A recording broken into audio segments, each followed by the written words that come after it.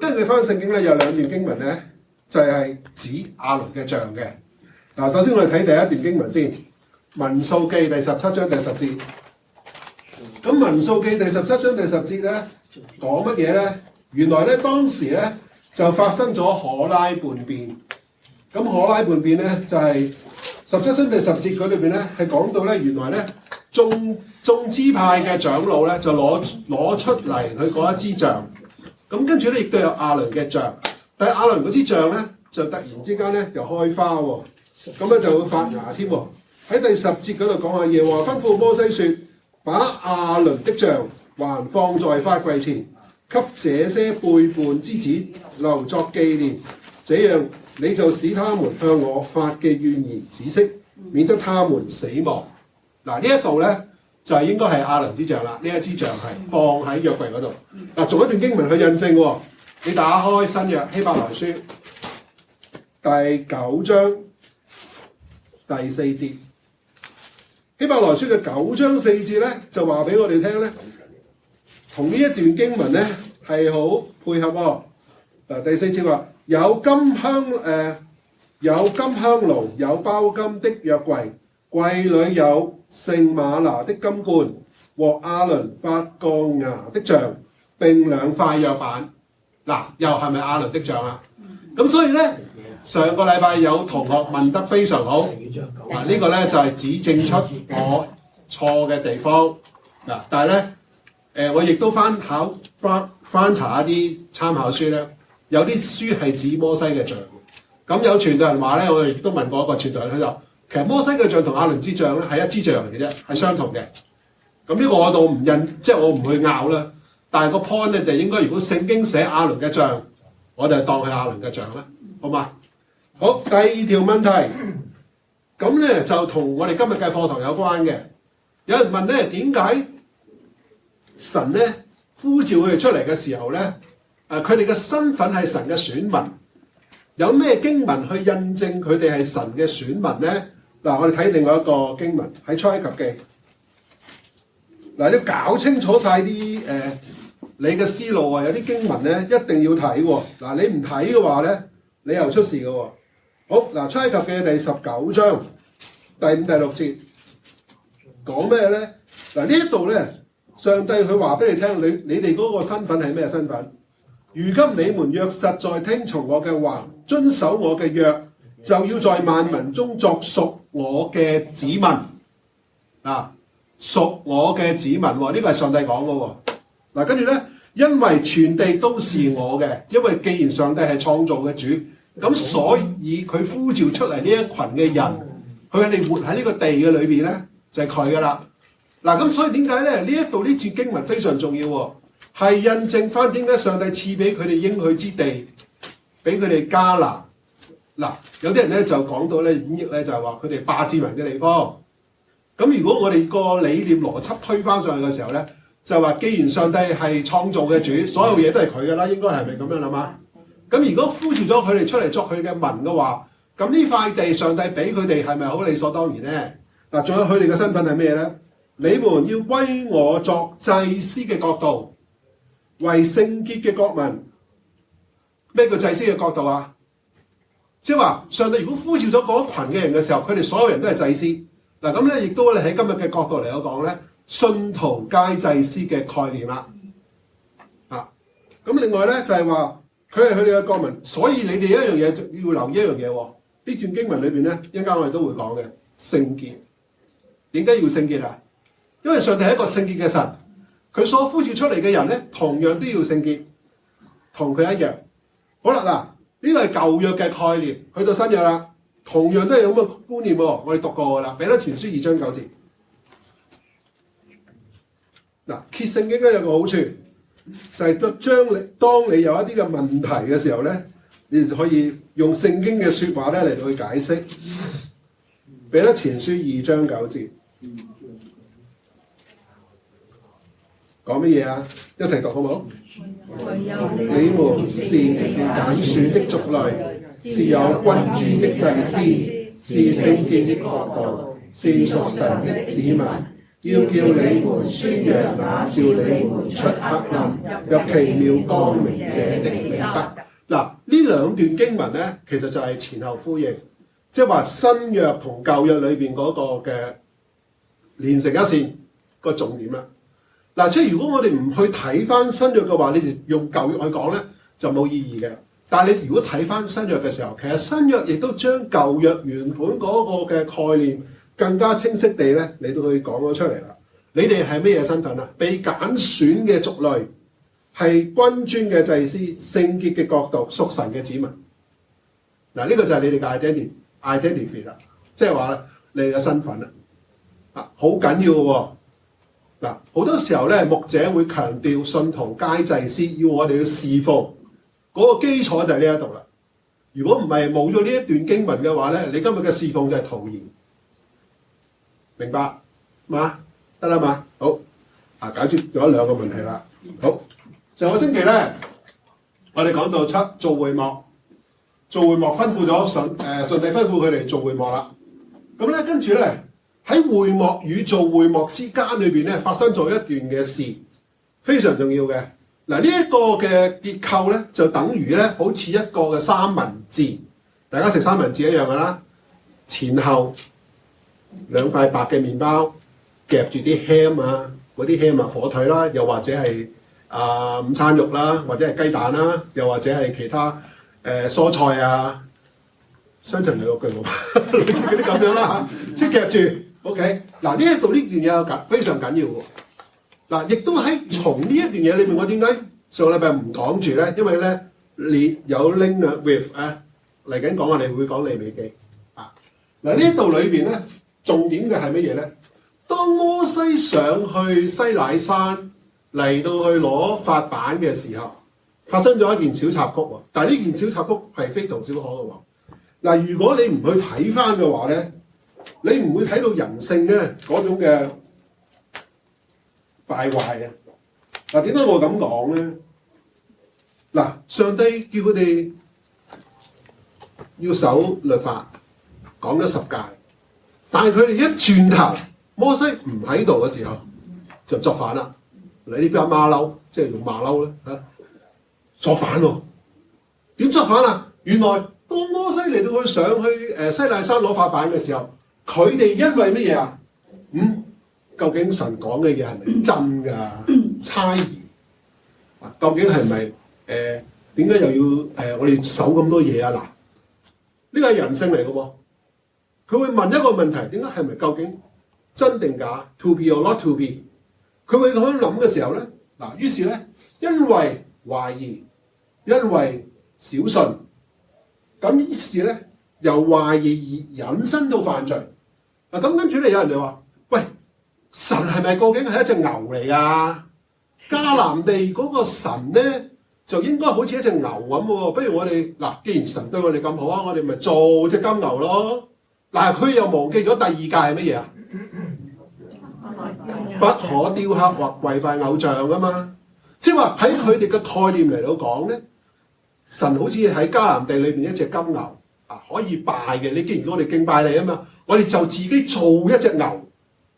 去拜，好啦，咁跟住咧，佢哋咧就做一隻金牛咧，獨咧，即係話一隻好大隻嘅金牛，旁邊嗰隻可能係畫畫啦嚇，畫出嚟咧好大隻嘅，於是犯咗罪啦。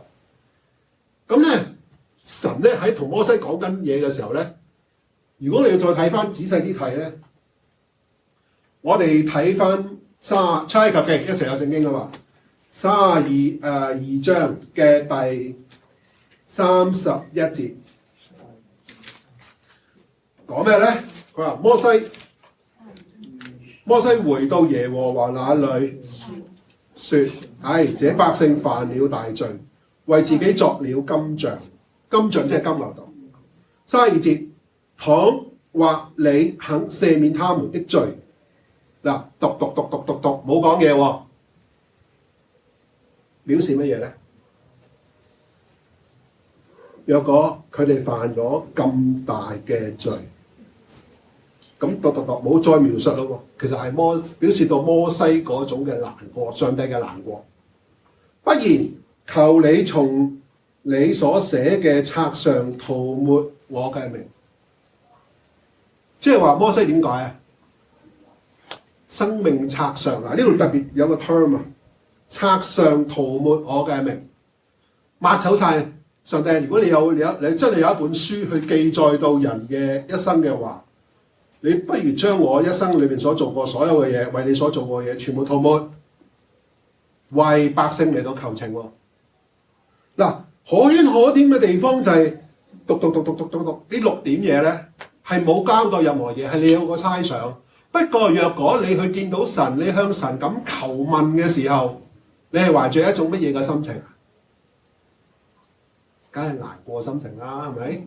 好啦，咁你會睇到咧，就係話33節神點講？佢話：誰得罪我，我就從我嘅冊上塗抹誰嘅名。現在你去領這百姓往我所告訴你嘅地方去，我嘅使者必在你面前引路。只是到我追討嘅日子，我必追討他們的罪。暫時冇晒佢，但係上帝會追討。OK， 咁跟住咧35節就好簡單，好重要啦，交代咗點解神要擊殺百姓，又話殺百姓嘅緣故係因他們同亞倫作了牛犢。即係我嗰頭講完咗俾你聽，誰不知你犯罪，摩西求情啊！但係上帝呢一度咧，其實就係留咗個伏筆喺度嘅，即係話其實一定會追討，同埋咧一定會去做行動。不過上帝裏邊做嘢嘅時候，若果人回心轉意嘅時候咧，佢仍然俾機會人去悔改回轉。OK， 好啦，咁呢度咧你睇到嘅時候咧，百姓認罪悔改，後來佢哋知衰啦，即係話咧得罪咗上帝啦。摩西亦都為佢哋求情，神就同佢哋重新立約咯。嗱，呢度重新立約咧，我哋咧要睇翻2段經文，34章你去翻34章嘅第10節，耶和華說：我要立約，要在百姓面前行奇妙嘅事，是在遍地萬國中所未曾行的。在你四圍嘅外邦人就要看見耶和華嘅作為，因我向你所行嘅係可畏懼嘅事。嗱，呢度咧交代咗咧，神重新一次嚟到同佢哋嚟到去立約。嗱，呢一個嘅立約係點樣嘅約咧？應該係大而可畏嘅咧。嗱，呢一度表示係乜嘢咧？嗱，過往嘅立約就係話上帝去強調咗同某個佢哋嘅先祖，譬如亞伯拉罕啊、雅各啊、以撒嚟到立約啊。咁而佢哋進入去迦南嘅時候，而家呢個嘅約係表示到以前嗰個約係一個個體，一個個體。但係而家呢個約咧係整個群體，整個群體。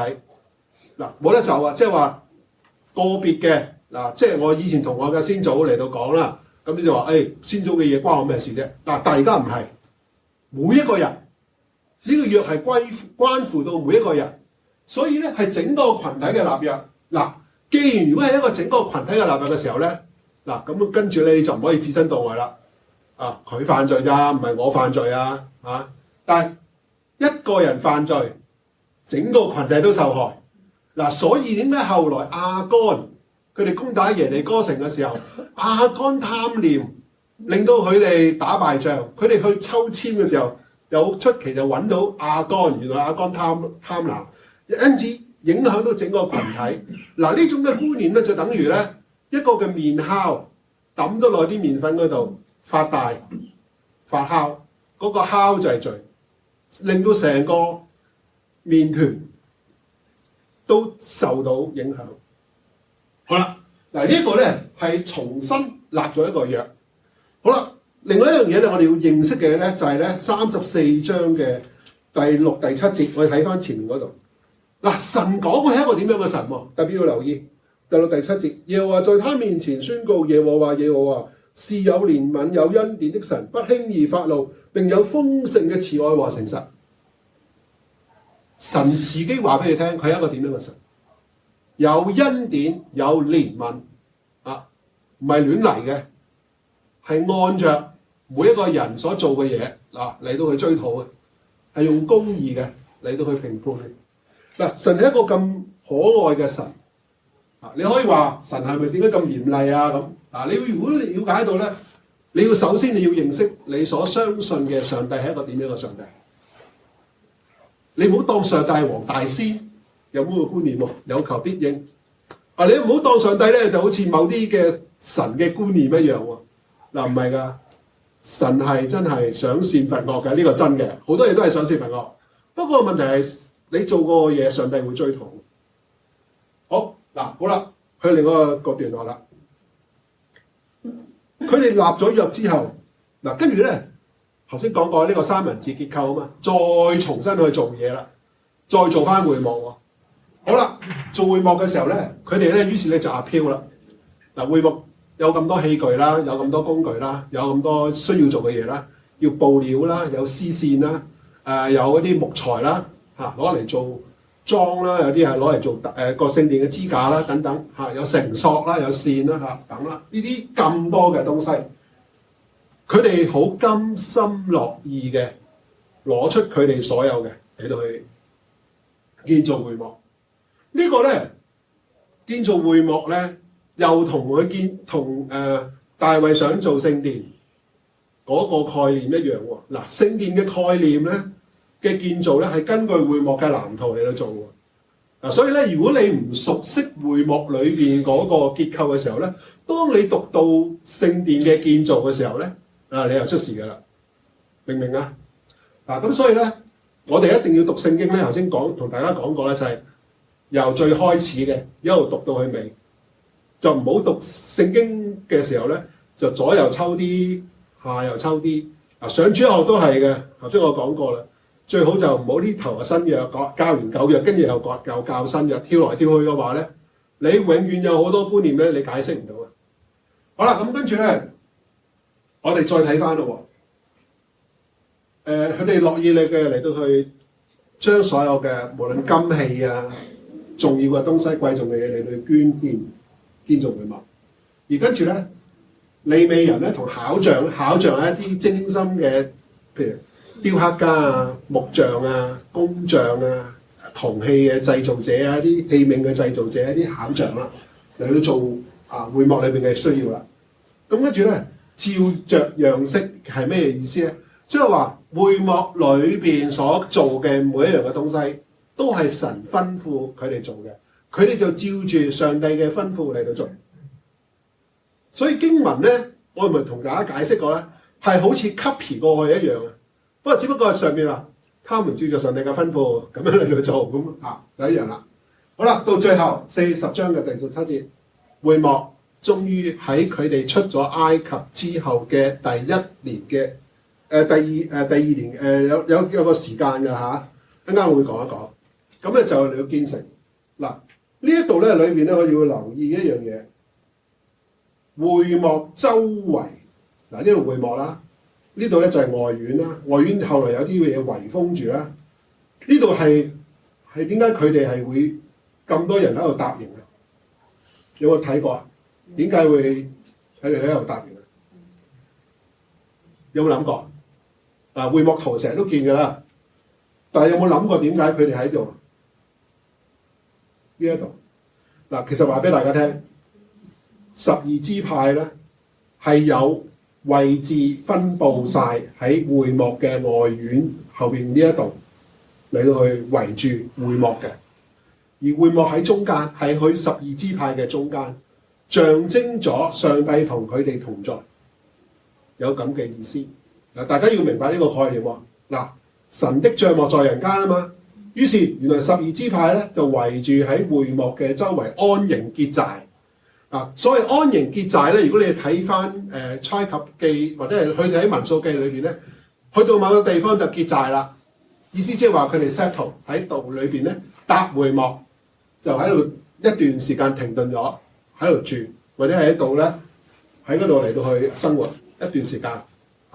咁跟住咧到時到後咧又離開㗎咯喎。咁會幕起好咗之後咧，就係佢哋出埃及之後嘅第2年1月1號離開西乃山。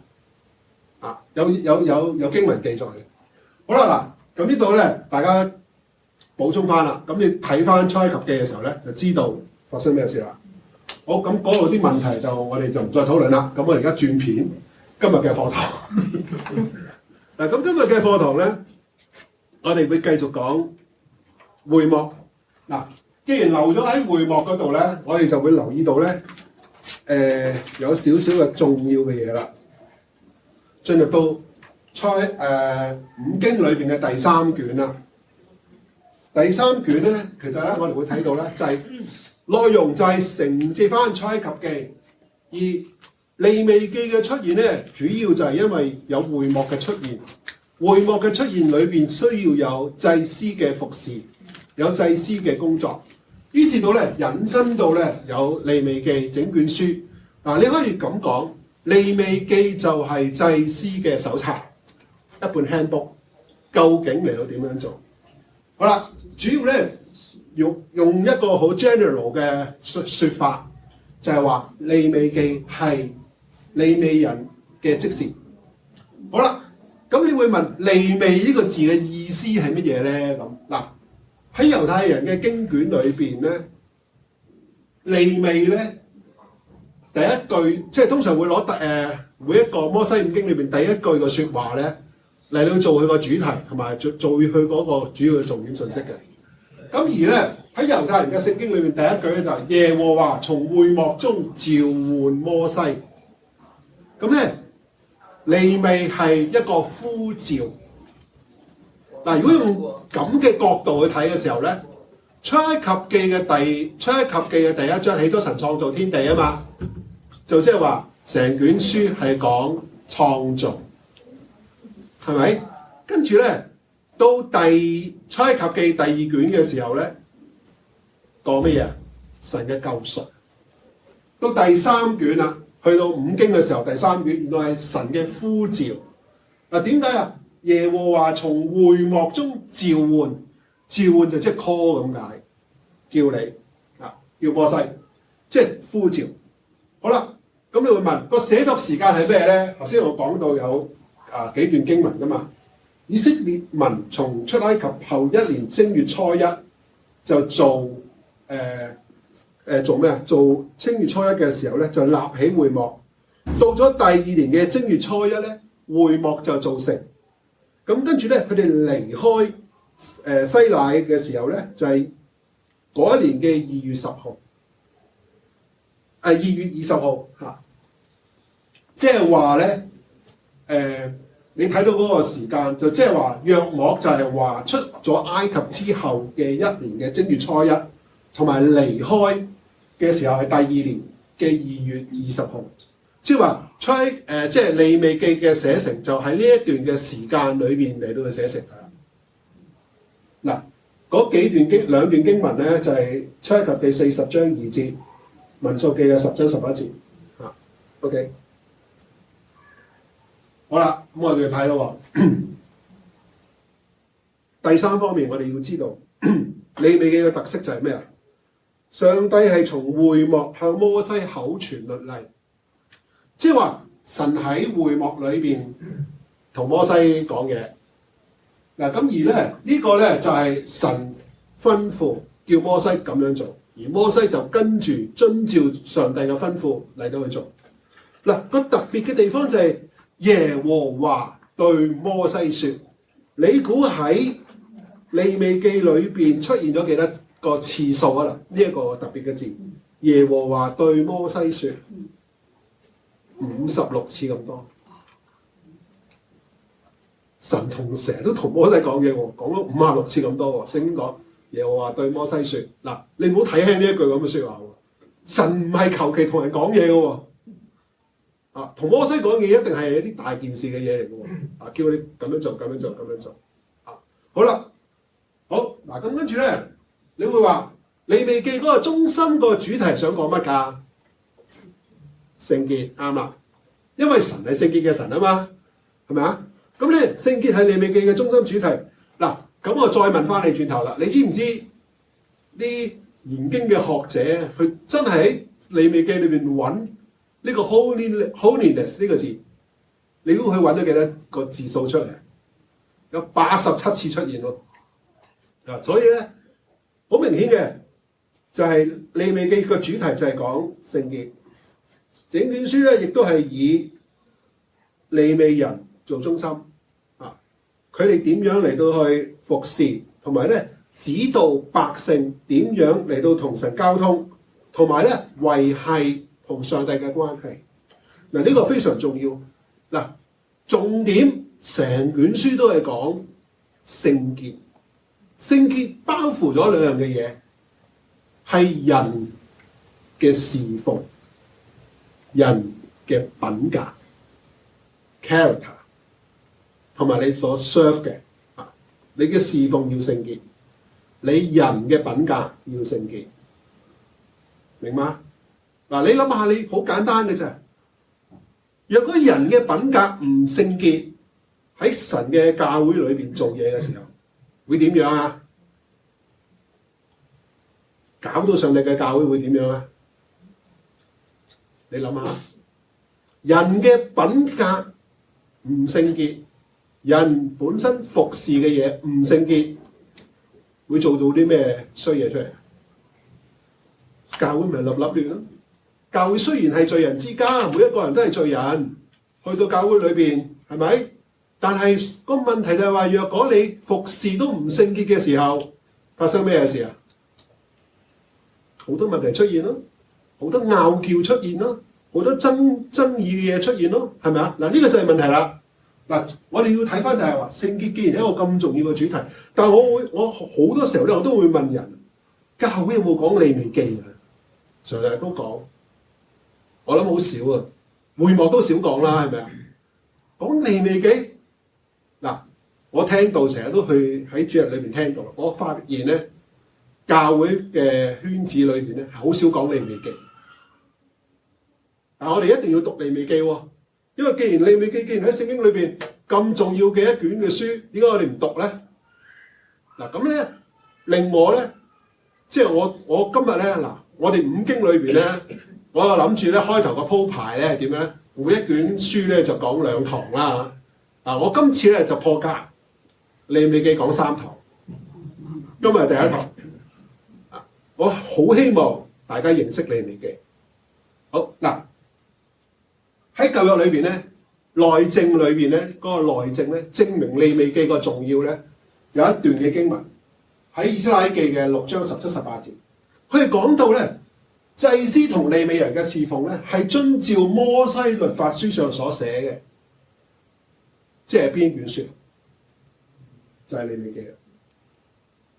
即係話祭司同利未人嘅侍奉服侍，佢哋嘅準則標準。嗱，唔好忘記以斯拉記係咩背景啊？以斯拉嘅背景就係佢哋被擄歸回嘅時候。以斯拉重新再宣讀律法，要佢哋翻到上帝嘅面前，再重新肯定翻佢哋嘅身份，再講翻俾佢哋聽律法嘅重要。而咧佢哋有啲人嘅以前嘅身份係利未人嚟噶嘛，佢哋再做翻佢哋嘅職事，強調翻呢一個利未記呢一卷書嗰個重要。非常緊要啊！嗱，讀聖經如果你唔了解背景嘅話咧，你又唔知道佢講完係講呢樣嘢嘅喎。好啦，再睇啦。我哋睇翻利未記有咩信息咧？頭先講咗啦，聖潔我唔多講啦，講救贖。若果咧你唔明白利未記裏邊嗰個嘅獻祭，你就唔會明白到耶穌點解要為人代贖受死嘅意義。獻祭要獻祭啲乜嘢？祭牲㗎嘛。有公牛，有牛羊，有斑鳩，有白鴿，有鴿等等唔同嘅祭物，但係佢哋要死喎，俾喺祭壇裏邊燒死喎。嗱，呢一種概念咧，若果你唔知道嗰個嘅代贖，其實死嗰個應該係我哋啊嘛，但係呢啲嘅祭牲咧代替咗我哋死。嗱，咁咧，我哋會更加睇到呢一樣嘅東西嘅時候咧。利未記既然講出咗一個咁重要嘅救贖嘅信息，同埋一個聖潔嘅信息，當百姓嚟去接近神嘅時候，佢哋必須要首先要潔淨自己，使到自己聖潔。另外第二樣嘢就係要強調到喺靈性上或者係肉身上裏邊咧，要過一個聖潔嘅生活。第二點，從利未記睇咧，我哋睇新約嘅福音嘅信息，我哋好多時候強調到神係公義嘅，係慈愛嘅。嗱，其實好多時候你同人傳福音嘅時候，人哋係搞唔掂嘅。喂，你哋個神咧又話咁嚴厲，但係點解又咁傻，又要佢自己個仔為人去代贖，又要受死啊咁？你解唔解釋到公義慈愛呢樣嘢？並重嘅喎，你有冇諗過啊？阿冼，你有冇諗過啊？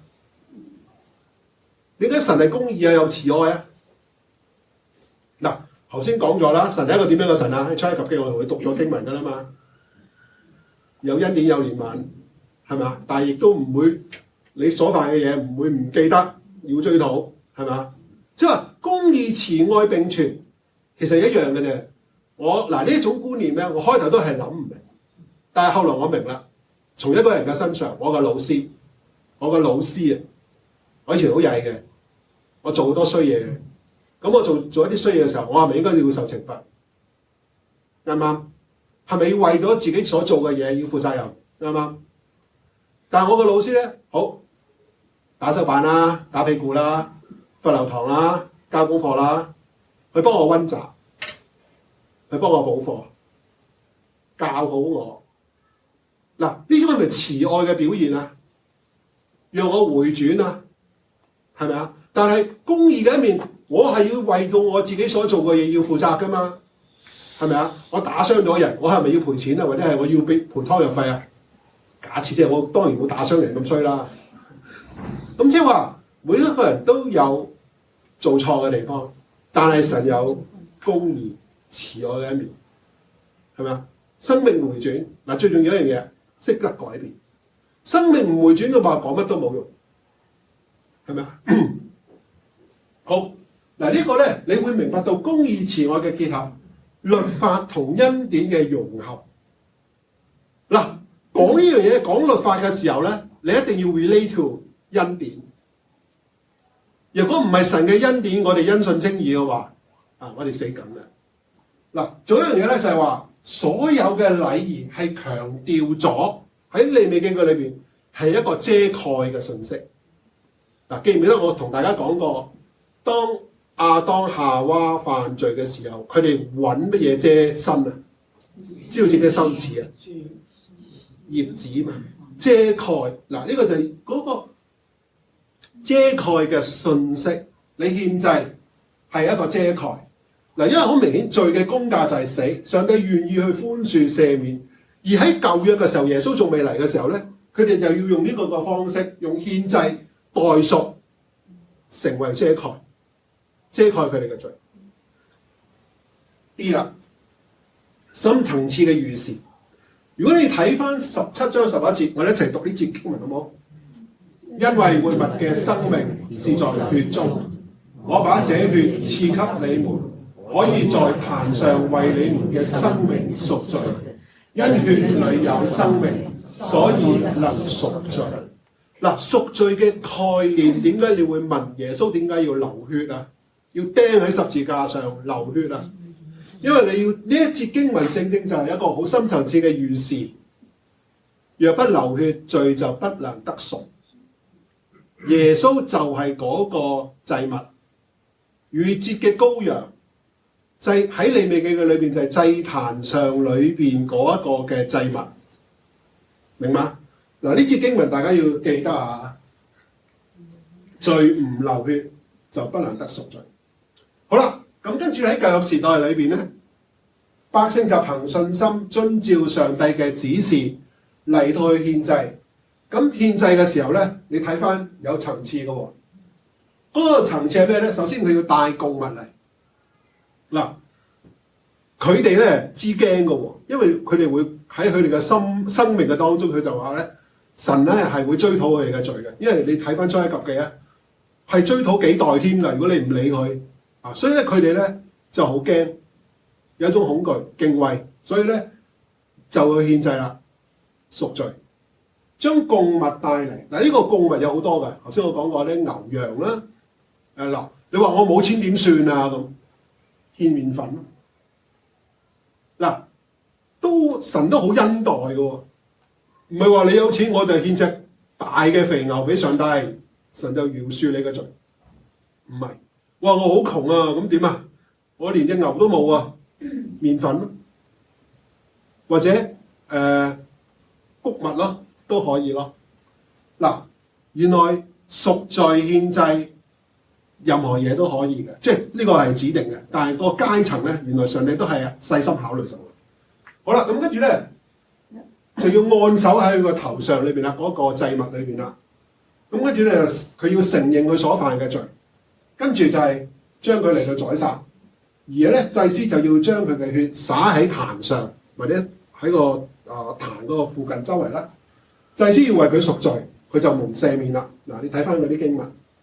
好啦，咁咧你就知道原來係咁嘅一個嘅程序咯。咁到咗新約啦，新約嘅時代咧，耶穌降世受死係一次永遠嘅贖罪祭，救贖咗所有人嘅罪。而咧完全冇罪嘅基督咧，獻上佢自己，以代替嘅方法擔當咗我哋嘅罪，替我哋嚟到贖罪啦。第三點，上帝嘅慈愛從佢兒子死喺十字架上嘅死，使人能夠同上帝和好，恢復關係。如果耶穌唔死嘅話咧，罪就不得赦免。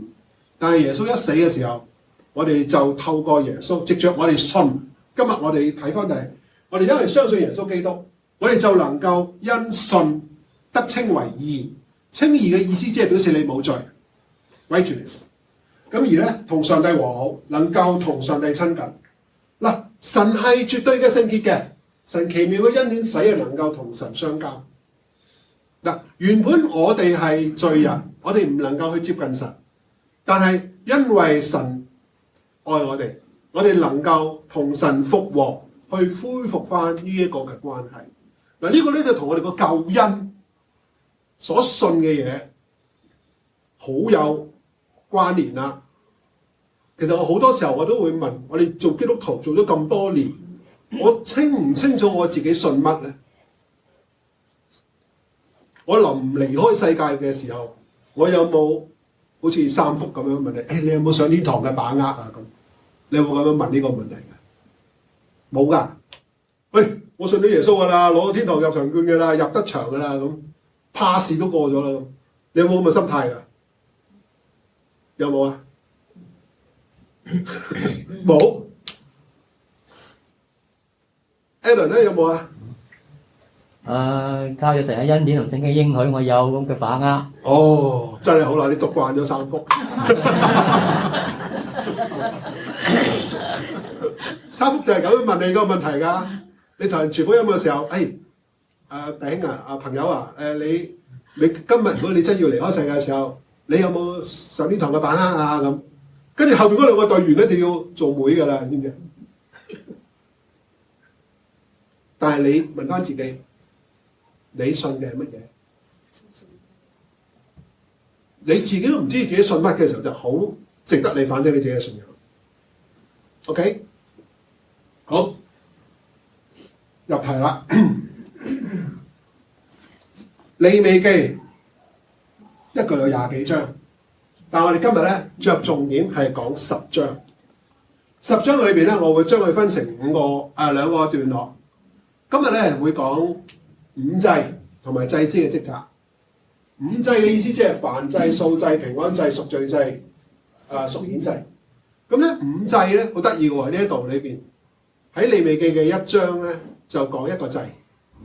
嗱，個記法咧就好易記嘅啫，即係話第1章就係燔祭，第2章就素祭，第3章咧就平安祭，第4章就贖罪祭咁。嗱，如是者5個祭，但係佢5個祭裏邊咧有連貫嘅喎。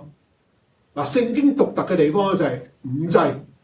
呢5個祭咧有意思嘅，有關聯嘅。嗱，有時候咧係同時可以重複嘅喎。你獻平安祭之後，你可以再獻贖罪祭，再獻燔祭又得。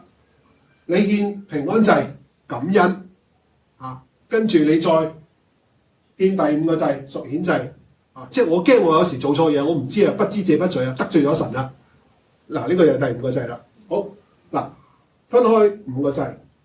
而第6、第7章係講到獻祭嘅律法，係祭司嘅職責，佢點樣嚟到去幫會眾、幫嗰啲平民百姓嚟到獻祭，佢要遵守第6、第7章裏邊咧，遵守每一個祭嘅上帝嘅要求。第8到第10章咧就講到祭司嘅律例啦。作為祭司同埋大祭司咧，佢要遵守一啲嘅律例一啲嘅規範。咁呢3章聖經咧就講到祭司同埋大祭司佢哋嗰個職責。明白到呢個概念未？1到第5章係講5祭，跟住祭司嘅職責。好啦，個結構燔祭意思係咩咧？神嘅子民帶着禮物朝見神。素祭紀念維護神關係嘅立約。平安祭係表示神嘅子民對神嘅感恩。贖罪係預表救恩赦免非故意犯罪。贖愆祭係赦免因不知而誤犯嘅輕罪。咁所以咧5祭係有互相關係嘅。祭司嘅職責，祭司獻不同嘅祭嘅職責。另外8到第10章就係大祭司嘅職責。好啦，了解咯嗬。咁你會問獻祭係乜？獻祭係乜咧？神吩咐嘅喎。嗱，呢個咧就係我對一啲獻祭同埋我抄書裏邊所詮釋獻祭嘅意義一啲嘅觀點。你會話今日我哋有冇獻祭啊？咁其實有㗎，現代有㗎。你睇翻羅馬書12章第1節點講啊？所以弟兄們，我以神嘅慈悲勸你哋，將身體獻上，當作活祭，是聖潔的，是神所喜悅的。你們如此侍奉，乃是理所當然的。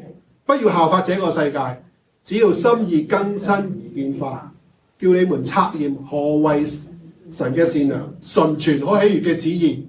呢個就係獻祭啦。保羅強調我哋要獻活祭，係咪啊？嗱，我冇睇聖經，我照背嘅。呢節聖經好熟嘅啦，大家都應該識背係咪啊？好。嗱，獻祭係乜嘢咧？獻祭第一樣嘢，獻祭就係你同神嘅關係。獻祭者與神嘅關係，點解咁講？因為獻祭一定係雙方嘅，啱唔啱先？神嘅要求，你做錯咗事啊嘛，你要去贖罪獻祭，雙方嘅。嗱，我好相信好多嘢都係雙方嘅，唔會單方面嘅。簡單啦，單手點會拍得響？只會雙手拍得響，對唔對？一樣嘢一定係雙方嘅。人與人之間嘅爭拗一定係雙方嘅。我自己同自己拗交啊！我唔係老頑童，我咪左手打右手啊嘛，啱唔啱先？老頑童你知武俠小説啦，係咪啊？佢自己可以自己同自己打喎，自己左打右，右打左咁喎。我唔係噶嘛。嗱，獻祭嗰個嘅關係一定係雙方嘅，佢同神嘅關係。獻祭唔係換取救恩嘅手段，係對以蒙救贖嘅以色列人講嘅。嗱，你如果你唔係信徒，你唔會講奉獻。嚴格上嚟講咧，我哋今日嘅奉獻咧 ，offering 係獻祭 ，offering 啊。嗱，咁咧，如果你唔係信徒，你唔知道奉獻嘅意義，或者你唔知道獻祭嘅意義咧，通常喺崇拜裏邊都講啊，你哋就唔好等個奉獻袋經過就可以啦，係咪咁講呢啲咁嘅説話？你聽到嘛？嗱，咁所以咧，另外一樣嘢就係我獻祭唔係話博取啲乜嘢，或者換取啲乜嘢。嗱，冇咁嘅 intention 喺度。而我哋要了解就係話，獻祭唔係換取救恩嘅一個手段。第三，獻祭提供有罪嘅人喺神嘅面前，佢可以去尋問上帝嘅喎。當佢獻祭嘅時候，佢會反省自己嘅生命嘅喎，等於你去領聖餐一樣。領聖餐啊，牧師點講啊？你哋要分辨吃喝，係咪？人若果唔分辨吃喝嘅時候，就吃喝自己嘅罪啊嘛。即係話有一啲嘅嘢你既有罪，但係你如果唔知道人哋咁做獻祭，我咪獻祭咯。咁樣呢個正正係唔係獻祭嘅意思喎？獻祭係提供咗有罪嘅人喺聖潔神面前同佢相交，同埋咧問題解答。第四，獻祭係回應神救贖嘅行為，係建立神與人關係復和嘅方法。當你獻咗祭之後，神饒恕你啊嘛，你同上帝嘅關係和好啊嘛，係咪？好啦，另外藉住獻祭，讓人認識到罪嘅本質，而獻上嘅祭物意味住代贖嘅意義。呢個唔多講啦，大家都知。獻祭係人憑着對神赦罪嘅信心嚟到神面前，將自己最好嘅擺上，並且願意悔改與蒙召相稱嘅聖潔生活。你哋要過一個同蒙召嘅恩相稱嘅生活，係咪啊？即係話你既然係基督徒，等於你做差人，你着得起呢套嘅制服，你就要服從警察裏面嘅法例或者佢哋嘅遵守嘅規則、警例等等嘅嘢。即係話你有呢個身份，你就要fulfill 翻上帝對你嘅要求。好啦，獻祭係咩咧？兩段經文我哋解釋翻。耶和華從會幕中呼叫摩西，對他說：呢個係上帝吩咐嘅。6章24節，耶和華曉諭摩西説：你對亞倫同埋佢嘅子孫。嗱，呢度咧，另外一個觀點咧，就係同祭司講嘅。好啦，平民同祭司任何一邊失職，所獻嘅祭都歸於無效。祭司即係話係神呼召出嚟做祭司嘅，代表咗上帝，佢哋要執行上帝嘅工作。平民佢去獻祭嘅時候，若果是但有一邊咧不潔或者做啲衰嘢亂咁嚟，唔係按照神嘅吩咐。記得撒母耳嗰兩個仔點獻祭啊？結果點啊？死咗喎，獻燔火啊！所以咧，神對平民嘅指示係教導性嘅，而對祭司嘅指示咧係着重於執行。即係話神教導你哋去獻祭，但係神亦都有要求祭司要執行上帝嘅命令，執行神嘅指示，雙方面嘅。咁所以咧，呢度呢個概念咧，獻祭呢個概念咧，我哋要了解。平民係教導性嘅，教導我哋要識得獻祭。祭司咧，佢哋要遵照神嘅吩咐嚟到去做執行獻祭嘅工作。獻祭嘅態度啦，你嘅態度，你今日嘅獻祭，你嘅奉獻嘅態度係點啊？求其啦，神啊，你知唔知我哋嗰時咧，我哋好窮咧，我哋好怕奉獻，即係點解？冇錢啊嘛，存奉獻袋嘅時候係點啊？求其咧做戲咁嘅。咁我哋細路仔係玩啫，玩耍啫。但係我哋要如果越嚟越大個嘅時候，我哋成熟嘅時候就會知道，我哋嘅奉獻唔可以玩嘅。神係輕慢不得嘅，嚴肅嘅 ，serious 嘅。所以咧，神悅納人嘅奉獻係睇佢個心態 mentality。你奉獻嘅心態反映緊你屬靈嘅生命。我今日嘅奉獻係求其嘅，唔係㗎，神啊！我好緊張㗎，好嚴肅㗎，我真㗎，我好認真㗎。呢個另外一個心態，神係睇重人嘅內心同埋個動機是否順服，而唔係話你睇你獻啲乜嘢喎。今日我哋喺教會裏邊咧，常常有一種錯誤嘅觀念，其實奉獻係好11奉獻啊，每個人嘅1/10都唔同㗎嘛，係嘛？多給誰就向誰多取咯。窮寡婦佢僅有嘅都奉獻俾上帝。財主佢好多錢，佢唔自在當施捨咁，個心態就已經好唔同啦。個奉獻個心態，個獻祭個心態。所以咧，我哋可以睇到以色列人嘅獻祭唔係為咗求利益作交換條件，而係對赦罪嘅神表達感恩，並且建立神人關係嘅相交。整個獻祭嘅禮儀係有雙向關係嘅。救恩同赦罪係從神而嚟，而敬拜感恩由獻祭者獻上，雙向關係，神同人之間裏面嗰個雙向關係。態度決定高度，決定你嘅品格。你今日獻祭嘅態度是什麼呢？是怎樣的呢？好好反省下。獻祭基本嘅要素，有4大點，大家要留意。帶供物啦，第二，供物係要無瑕疵嘅，象徵咧嗰啲嘅祭嗰啲供物咧唔可以有殘疾啦，或者係有唔好嘅地方啦。獻祭者係需要順從同埋內心聖潔一致啦。獻祭者亦都第三樣嘢就係要參與嗰個儀式，佢要認罪啦，跟住撳住嗰個祭物啦，被按手啦，跟住咧宰殺。佢並唔係旁觀者喎，而平安祭咧更加係同享嗰個祭物嘅一個嘅佢哋譬如話獻咗平安祭之後咧，佢哋一齊去食咗嗰啲嘅祭物。好啦，第4樣嘢就係認罪悔改同感恩係蒙恩嘅一個潔淨咁係獻祭嘅目的。咁獻祭要答到就係一個認罪悔改啦，感恩蒙潔淨啦，呢個就係獻祭嘅目的啦。好嗱，咁我哋跟住咧睇5祭咯。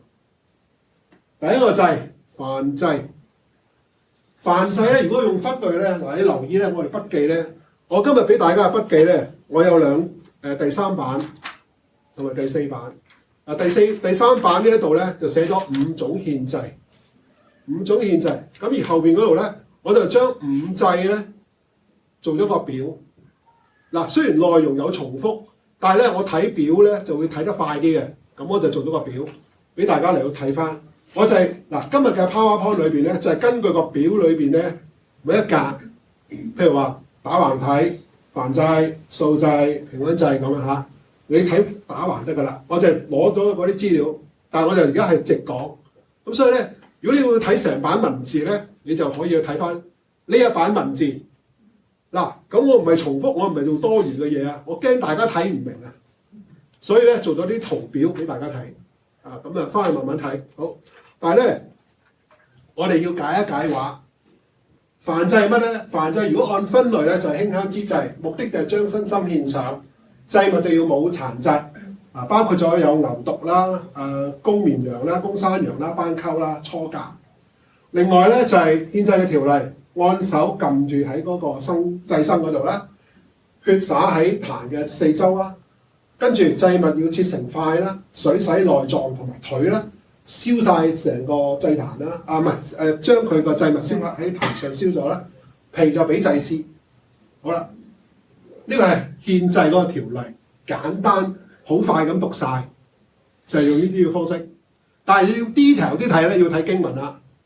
呢個只不過從經文裏邊 summarize 咗簡單嘅 list 收咗出嚟俾你睇。好，經文。相關經文有關到獻燔祭嘅，利未記1章3到17節，6章8到13節，7到8節，出埃及記29章38到42節，民數記28章3到8節。個特點係咩咧？全嘅奉獻、蒙悅納、馨香嘅火祭，早晚都要獻。第二個祭，素祭，所謂素即係齋，唔係肉，即係植物。亦都屬於馨香之祭，目的係獻上工作同生活。個祭物就係細麵、無酵餅、初熟嘅禾穗。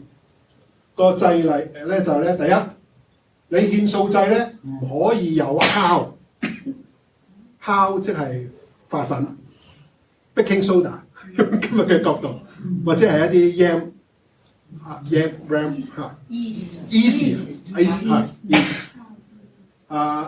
同埋唔可以落 honey 蜜糖。有人問點解唔可以落蜜糖？知點解？罪帶嚟係苦噶嘛，有苦果噶嘛。咁你落 honey 落去落甜，咁即係話罪係甜嘅咩？咁你變咗係同嗰個意思有相違。另外咧，用鹽調和表明立約，所以稱為鹽約。另外咧，加油同埋乳香。另外咧就係將一啲嘅燒喺壇上，其餘嘅係俾祭司，即係祭司攞大份，將一部分燒咗去喺壇嗰度。而另外咧，承接聖職嘅時候咧，要全部燒晒。即係譬如話祭司按立嘅時候咧，佢呢啲嘅麵粉咧要全部燒晒佢。跟住經文唔讀啦，我列舉晒。呢個祭有咩特點咧？就係火祭、至聖、多半與其他祭同獻，即係唔係單單獻一個祭可能 relate 幾個祭都唔出奇，要獻燔祭或者係獻贖愆祭咁咁咧就係早晨日頭嚟到去獻嘅。第3個祭平安祭 peace offering 啦。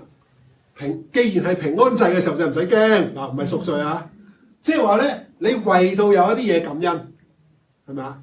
咁咧有啲人咧啲教會用現今教會嘅演繹咧就係話有啲教會咧為譬如話佢喺個台裏邊咧有為獻花有冇啊？以前你教會有冇啊？冇咁咧就譬如弟兄姊妹咧就我為咗呢樣嘢感恩，咁我感恩就獻花，就將一啲花咧即係令到個講台咧當然唔係遮住個講台啦，咁佢比較點綴一下，令到佢美輪美奐一點。咁咧呢個平安祭嘅意思即係話咧係表示到一個感恩還願，你感謝神你還願你向上帝許咗個願你現在感謝上帝你獻呢個嘅平安祭咁咧就獻平安祭咧有啲咩祭物咧？就係冇殘疾嘅公母牛或者綿羊山羊。獻祭嘅條例大同小異㗎啦，按手撳喺個祭牲嗰度啦，血灑喺壇嗰度啦，脂油燒咗啦，潔淨者可以食啦，胸咧就做搖祭啦，搖祭即係嗰啲右腿就可以做舉祭咧，就俾祭司為感謝當日嘅許願，甘心咧咁譬如話咧神祝福咗我有平安喎，我經歷咗一個嘅患難喎。我大病一場喎，我感恩，我就獻呢個嘅平安祭。獻完呢個平安祭嘅時候咧，成群嘅人咧一齊為你嚟到去感恩，一齊食嗰啲祭物。你獻隻肥牛啊嘛，或者係嗰隻嘅公牛或者係綿羊山羊啊嘛，咁你有羊肉食啦，牛腩煲啦。OK， 好嗱，平安祭裏邊係意思係咩咧？係神人交易，大家都可以食嗰啲祭物。呢個祭咧叫平安祭咯。嗱，3個祭咯講咗，第一個祭咩祭？燔祭。第二個祭咩祭？素祭。第3個祭平安祭。第4個祭好緊要啦，贖罪祭。贖罪祭咧就係譬如你犯咗罪，你誤犯，又或者係故意犯，做假見證，沾染咗不潔，唔履行誓言，就需要獻呢個祭啦。嗱，但係咧有分等級嘅喎。祭司或者會眾犯罪咧，血就要抹喺會幕裏邊，祭肉唔可以食，祭物咧要喺營外燒掉。若果官長或者係庶民犯罪，血就要喺會幕外嘅祭壇四周燒掉，而祭肉就歸祭司。嗱，呢度有少許分別，分咗 grade， 即係話。唔係天子犯法與借民庶民，即係庶民犯罪咧就係另外一個做法，但係咧如果祭司犯罪咧個做法又唔同喎。你諗下嚴重情況邊個嚴重啲啊？梗係祭司啦，啱唔啱啊？所以做聖職人員咧犯罪係罪加一等。好啦，祭物係咩咧？祭司獻公牛犢，會眾獻公牛犢，官長就獻公山羊，庶民咧就獻母羊、鳥、細麵。睇唔睇到個規啊？個祭物都唔同喎。嗱，祭司要獻最勁嗰啲公牛，即係一隻大牛，貴啲喎。而家啲牛有幾千磅成隻喎，係嘛？我係庶民嘅話咧，我獻隻雀仔就得啦，鵪鶉。平好多哦。鵪鶉幾錢啊？今日啲價錢，雪藏鵪鶉啊，10零蚊啫嘛，係咪？一隻乳鴿都得啦啩？你一間飲茶食隻乳鴿幾多？哇，29蚊買到係啊，梗係好多隻啊，好多隻。唔係一隻咋？一隻咋？哇，咁貴而家啲有啲鵪鶉食貴咗啦！嗱，佢好多人獻祭啊，搶起多個市，講笑啫。OK。好啦，嗱，祭物有唔同嘅，有分別咯喎。好啦，咁跟住咧，獻祭係點樣咧？按手喺個祭壇上啦，血壇喺個聖所嘅幔子裏邊咧，照舊啦嚇。嗱，呢度裏邊咧第4點有啲唔同啦，就係、兩樣嘅嘢咧，兩唔同嘅 grade 啦。個祭司同埋會眾嘅祭物要燒喺營內，而官長嘅祭物係俾祭司食。嗱，呢個就係神嘅吩咐，我都唔知點解。OK， 冇得解嘅。嗱，呢啲嘢就係神嘅吩咐，咁就冇得解釋嘅。個特點就係犯咗上帝嘅吩咐唔可以做嘅事，就係即係你要去贖罪咯，你要去求上帝寬恕、饒恕咯，係要預表到耶穌嘅贖罪，唔同嘅祭物。好啦，唔多講咯，第5個祭嗱，贖愆祭啦。嗱，第5個祭贖愆祭咩意思咧？嗱，留意英文喎 ，guilt offering， 即係話咧，你有虧欠，你內疚，而為到你所犯嘅罪作出補償。好啦，呢個係贖罪嘅一種。人若果喺聖物上犯罪、奉獻或者違反神嘅命令，對人詐騙、搶奪、欺壓，實為不報，你就要做呢一個嘅贖愆祭啦。咁而咧，另外仲要另加1/5作償還，即係譬如話你呃人錢嘅，你要俾利息1/5啊，即係另外你要去回饋翻人哋啦。嗱，個祭物就係無殘疾嘅公羊、母羊、羊羔。嗱，貧民咧就按自己嘅力量獻斑鳩、初甲同埋細麵。嗱，細麵即係麵粉啦，幼細嘅麵粉。好，獻祭嘅條例照舊啦。咁咧就係細麵要唔可以加油同埋乳香。好啦，個特點就係虧欠咗人係要賠償。咁有冇覺得好似嚴厲咗啊？你呃人，你應該償還翻你呃人嘅錢，啱唔啱先？你得罪咗人嘅話，呢個就唔需要啦。嚇，譬如話你整爛咗人嘅嘢，咁係咪需要賠償啊？啱嘛？譬如話你隻牛啊，有律例裏邊。你隻牛如果撞爛咗人嘅圍欄咧，你要幫人維修翻個圍欄噶。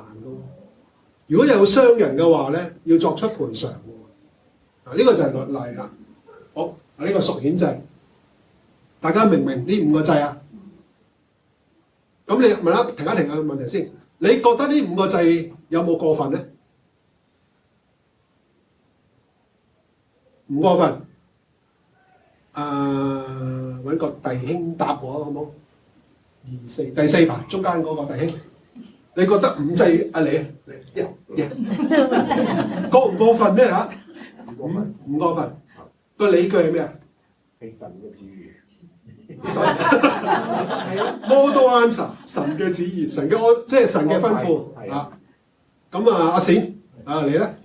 唔過分。唔過分，點解唔過分啊？點解唔過分？若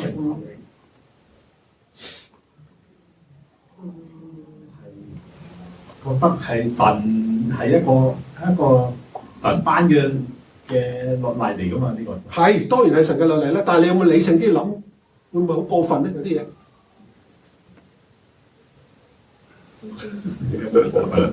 如果因為流血咧就唔能夠赦免嘅罪啊嘛。係所以就係我覺得係好嗱。其實緊要嘅一樣嘢就係人犯罪係需要為自己做嘅嘢負責，呢個係一個責任。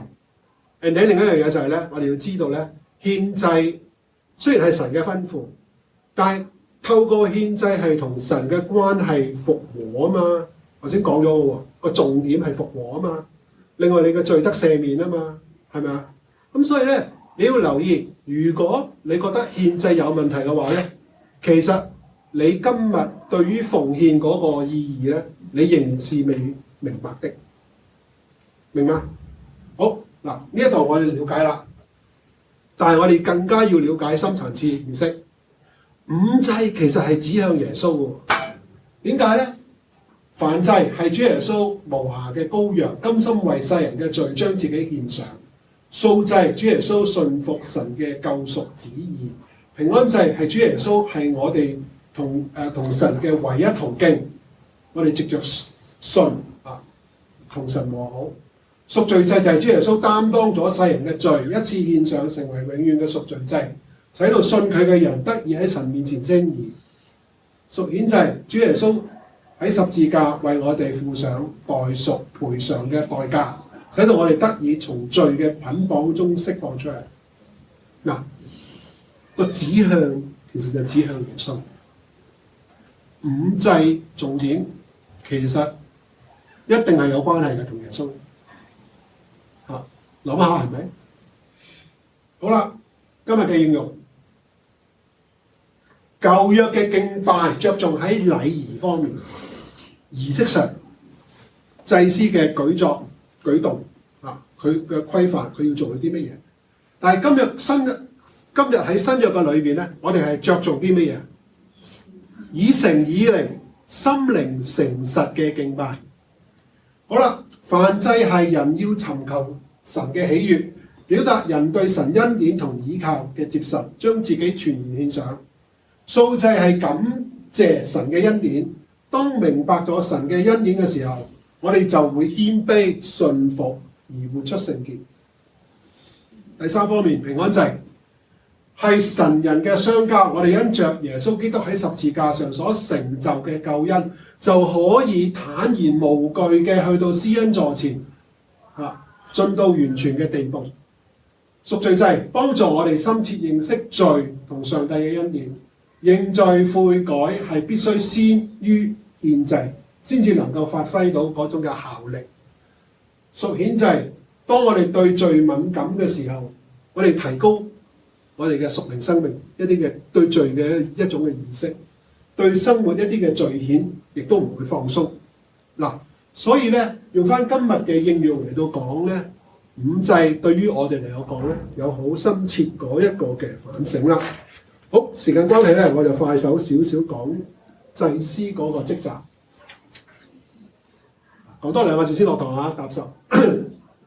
利未記8到10章係講祭司設立嘅職責。首先就係亞倫同埋佢任職嘅準備，接住咧就係講祭司事奉嘅開始，然後到唔信服同埋錯誤嘅態度嘅後果係會遭受到懲罰嘅。而呢一度呢3章嘅聖經咧，好重複嘅將照耶和華所吩咐嘅，嗱，照耶和華所吩咐嘅係強調咗嗰個聖職嘅嚴肅性，同埋咧要對神嘅順服嗰個重要性。即係話你做得祭司咧，你就要順服，要遵守神嘅吩咐啊，同埋咧要順服神嘅説話。好啦，祭司嘅職分咧喺出埃及嘅28、29章亦都展示咗啦，顯示出服侍神嘅人祭司必須係要分別出嚟嘅。邊啲人係被分別出嚟啊？利未人嗰族人咧先至可以嚟到做祭司嘅。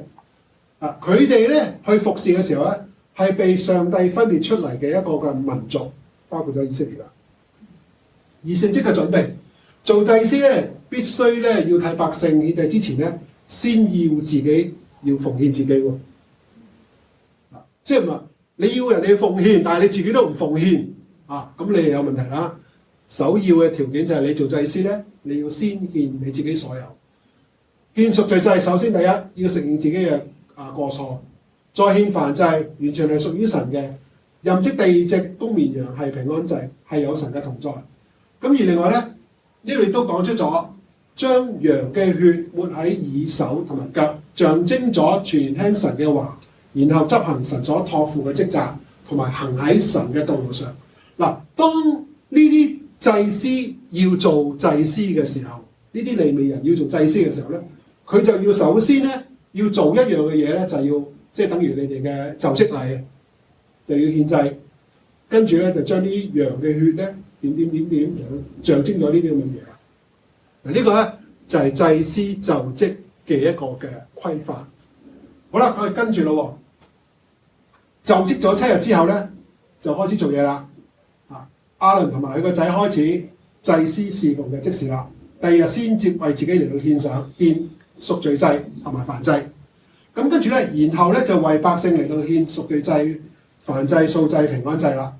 嗱，咁呢一度咧有一個屬靈嗰個嘅次序喎，敬拜正確嘅次序喎，係贖罪潔淨、分別為聖同埋團契相交。嗱，咁樣如果你要睇翻，如果用翻呢3個觀念啊，贖罪潔淨、分別為聖同埋團契相交，用喺我哋嘅崇拜嗰度，我哋每一次翻嚟教會崇拜，達唔達到呢3個嘅果效咧？我哋翻到上帝嘅面前，有冇為到自己認罪悔改咧？有冇分別為聖咧？有冇同弟兄姊妹有交通咧？有關心關懷咧？嗱，呢個係一個敬拜正確嘅次序。好，跟住咧，獻祭嘅目的唔係為咗得救，而係經歷神嘅同在；而禮儀本身唔係目的，而係一種途徑，使人得見神嘅榮光而敬拜。好啦，唔信服咧，嗱，跟住咧出事啦喎。描述到喺第10章嘅裏邊咧，描述到亞倫有2個仔咧，按自己嘅意思行事，唔遵照上帝嘅吩咐，於是咧就被處死咗。呢個咧係神嗰一個要求啊嘛。亞倫做大祭司，而佢嗰2個仔唔聽話，結果就被處死咗啦。又話在親近我嘅人中要顯為聖，在眾人面前我要得榮耀。咁呢個問題咧，我留待下一堂先再慢慢解釋啦。即係點解亞倫嗰2個仔唔聽話就咁就死啊？呢度另外咧，我哋要留意一樣嘢就係，並非是禮儀細節上嘅疏忽，而係意志上漠視咗神嘅命令嘅嚴肅性。另外一點就係，祭司負責教導以色列人，係神人之間嘅中保，所以首先要認識耶和華嘅聖潔，並且作起全然順服遵從嘅規範榜樣。即係你做祭司，你自己都唔遵照神嘅吩咐去做嘢執行，你就自己用你嘅私意去做，你點做榜樣咧？點帶領全會眾？啱唔啱？今日若果你做某某執事，你若果嗱，我而家唔係啱啱，你唔好指桑罵槐啊，或者係對號入座啊！你做某某執事，你自己都其身不正亂嚟，啱唔啱先？所以咧，神要求咧，你唔好諗住你高高在上啊！你係與庶民同罪嘅啫，一樣嘅，你犯罪都係話。嗱，咁所以咧，我哋睇到神對領袖、對祭司嘅要求嗰個重要嘅一個規範。好啦，經文嘅象徵同埋教訓啦。希伯來書講耶穌就係永遠嘅大祭司，為百姓嚟到作挽回祭。耶穌啊，亦都嗱呢一段嘅經文咧，其實亦都係預表到耶穌啊。佢凡事受過試探，但係冇犯罪，能夠體恤我哋嘅軟弱。耶穌咧亦都一次過獻上啊，為到所有嘅嚟到去為到所有嘅人嚟到去贖罪啊。另外咧，耶穌係永遠嘅大祭司嚇，一次嘅獻上，使到我哋能夠得以稱為聖潔成聖啊。咁有唔同嘅經文，咁大家再睇啦。好啦，到最後今日所講嘅咁多嘢啦。我想講一個重點，讀咗3卷書喎，我哋創世記其實講到人類嘅墮落，出埃及記講到上帝嘅救贖，利未記睇到人類嘅敬拜神。好啦，咁我哋會知道嗰個連貫性咯。但係我哋咧，若果集中喺出埃及記同利未記睇到啲咩信息出嚟咧？出埃及記睇到神賜下赦免。利未記睇到潔淨要聖潔，出埃及記係神親近人，而利未記咧就係人親近神。出埃及記咧係神拯救以色列民，讓人聯想到基督係救主，逾越節嗰個被殺嘅羔羊。而喺利未記咧獻嘅祭物就使人聯想到基督就係嗰個獻祭個祭物，同埋咧佢嘅祭牲流血，耶穌嘅流血代贖。出埃及記突顯咗人嘅罪性，呢、個喺尤其是係特別睇到法老身上人嘅罪，同埋頭先我哋睇到以色列民嗰度同佢講律法，嗰頭就走去犯罪。睇到人嘅罪性，而利未記突顯咗污穢，人要去赦罪就要獻祭。好啦，出埃及記亦都係神從聖山，邊個山啊？西乃山同百姓説話，同摩西講嘢。而利未記就係神喺會幕同佢嘅百姓講嘢。好啦，出埃及記神吸引百姓同佢親近，而喺利未記裏邊咧就係百姓親近神係調翻轉。留唔留意到嗰個相關啊？兩卷書個關係啊？嗱，我點解會列舉咗呢樣嘢咧？我唔想大家 missing 啊！我會覺得咧，我哋讀嘅嘢咧係有關聯嘅。當你了解到出埃及記，再睇翻利未記嘅時候，兩卷書嗰個嘅關聯咧係有嘅。聖經好多時候都係有咁嘅關聯嘅。嗱，譬如我哋讀到約書亞記，約書亞入迦南嘅時候，常常打勝仗係得勝嘅。但係你讀到士師記嘅時候係點樣啊？每一個祭司唔係每一個嘅士師都係失敗嘅，係咪啊？得勝同失敗就係呢兩本書裏邊好重要個分野。好嗱，咁前三卷書嗰個信息問我啦，我了解之後咧，咁有少少嘅一個總結咧，就係從利未記獻祭嘅教訓，獻祭教導百姓要活出神嘅聖潔，要一個符合神聖潔性情嘅相符嘅生活。而獻祭亦都建立百姓主動去經歷神同在嘅操練，而獻祭亦都使到我哋嘅目光對焦於神。跟住咧，上帝亦都紀念感恩嘅。咁同埋咧，即係我哋所有要唔好忘記我哋所得嘅一切都係從神而嚟嘅。嗱，第五點就係獻祭帶來咗罪嘅赦免，呢個大家都知㗎。好嗱，咁有幾條思想嘅問題。五祭係乜嘢咧？佢哋分別對基督有啲咩預表咧？有答案㗎咯，教咗你哋啦。聖潔對信徒有咩意義咧？咁大家知道喎，去思想反省啦。